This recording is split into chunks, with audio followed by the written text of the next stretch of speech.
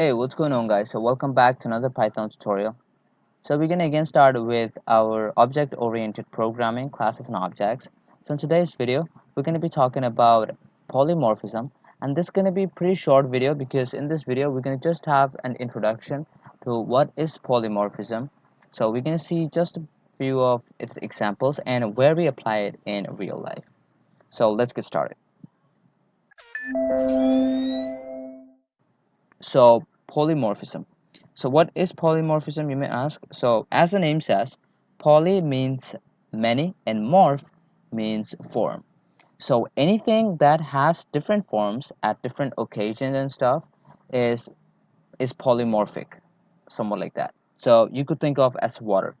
So depending on the container, it has different shapes or different forms. If it's in a bottle, then it's going to have a different form.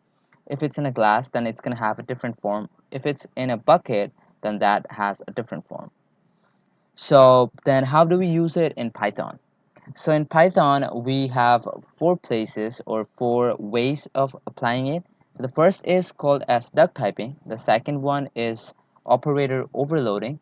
The third is method overloading, and the fourth is method overriding.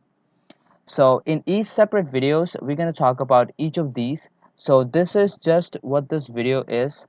So in the next upcoming videos, we're going to be talking about what is duck typing, operator overloading, method overriding, and overloading, all this stuff. So that's it for today's video.